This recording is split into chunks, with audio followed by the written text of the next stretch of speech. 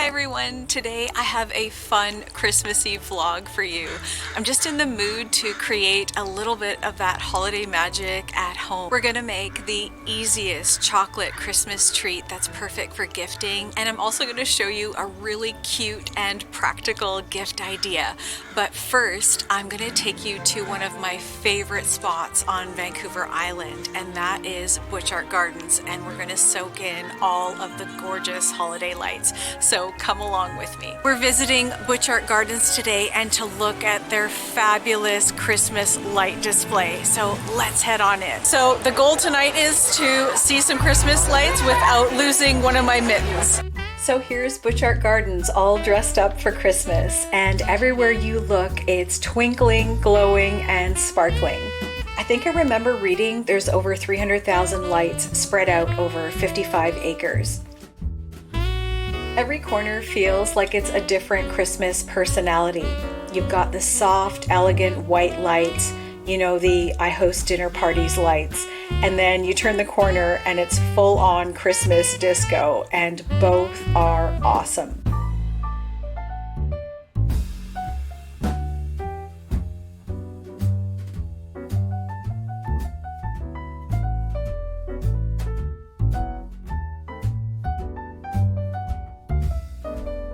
Look at how gorgeous and sparkly these trees are. They're just like glowing stars. I'd love to do this in the backyard. Oh, no kidding. We have big, beautiful trees, and it'd be a lot easier than climbing up and wrapping all the lights around every branch. That's for sure. This whole place is like walking into a fairy tale storybook land, and after walking around, I'm definitely ready for a little refreshment. This for sure justifies a cookie and some cocoa.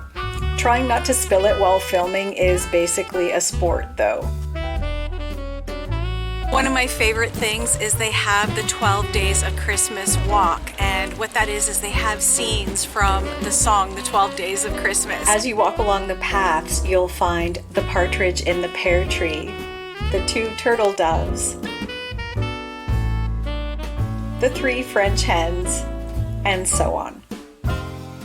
There's even an outdoor skating rink and a Christmas train that the kids love, and festive music to enjoy. We're riding along with the song of a wintry fairyland. Our sheets are nice and rosy and comfy, cozy are we. We're snuggled up together like 2 birds of a feather would be. 2 birds would be. Of course, we have to stop into the gift shop, so let's go check it out. This gift shop had so many lovely things. Pretty kitchen towels, mugs, clothing, and ornaments, and I really enjoyed browsing.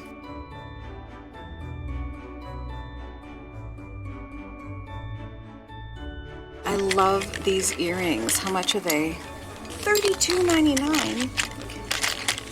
That's a lot. Okay, I'll have to pass for today. These maple cookies are my absolute favorite. We are definitely getting a box.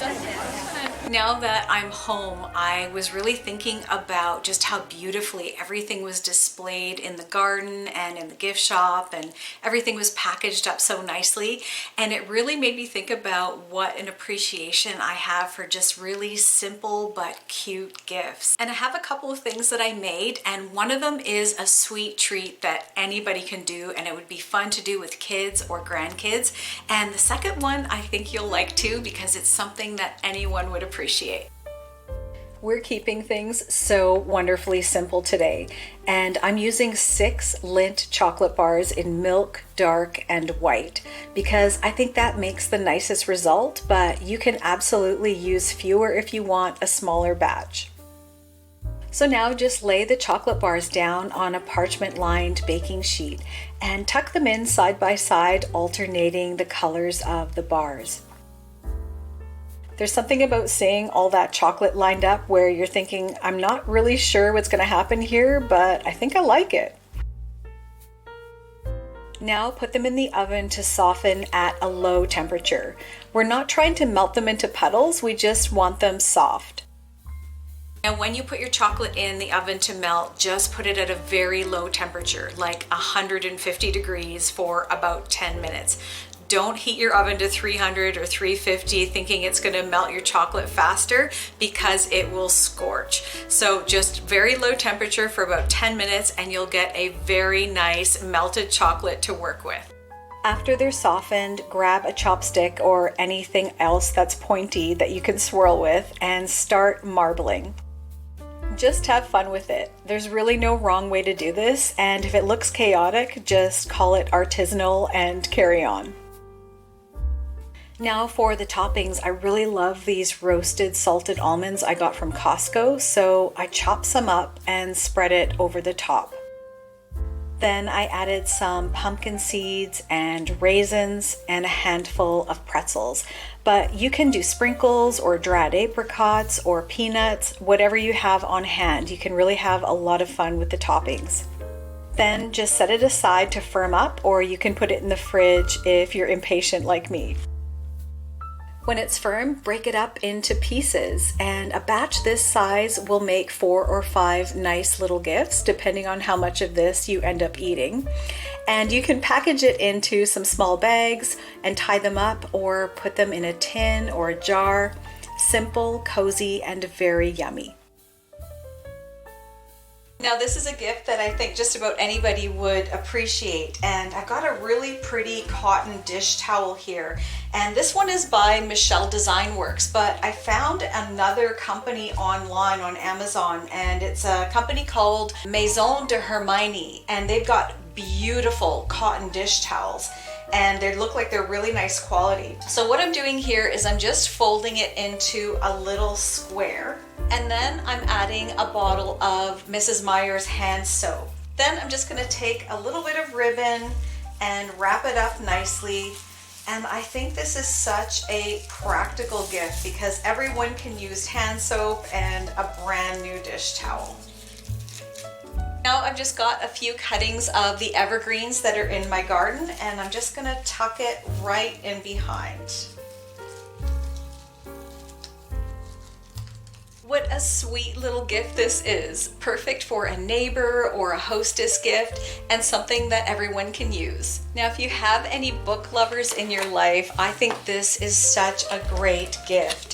And what it is it's a model kit that creates this little bookstore. And it comes with a battery pack that has lights inside so that the whole thing lights up when it's completed. And what's in the kit is all of these pieces that snap together, and there's little accessories that you glue on for the details. And it takes probably 3.5-4 hours to put together. And there's also other ones in the line as well, depending on what someone's interest might be. Like there's one that's a greenhouse, and then there's another one that's like a little cafe, and they're all really sweet and adorable. I think this one would look so nice nestled into a bookshelf in between a bunch of books. I think it would look really, really cute. I think this is such a nice way to spend an evening creating something fun. Also, being in that whole lit up night garden atmosphere just really inspired me to create just a simple festive centerpiece that I'll share with you. So I'm starting with a clear glass vase, and you can use any style you like. It doesn't matter the shape or the size really. And then here I have some cedar clippings that I got from my yard, but you can use rosemary or any other greenery you have.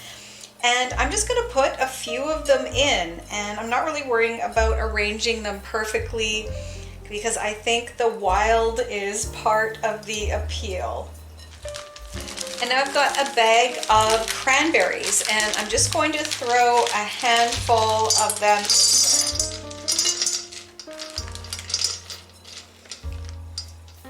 And now we're just going to pour in some water.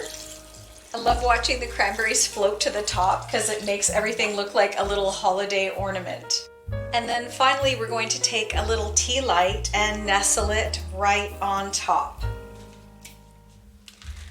And we'll light this up and we'll see how it looks. I have to say, I love this. It's just a few greens, some cranberries, and it makes the centerpiece look way fancier than it actually is. Easy, cheerful, and requires almost zero talent. And this is perfect for those last-minute holiday vibes. I want to thank you so much for sharing in a bit of Christmas cheer with me today, and I appreciate you spending your time with me.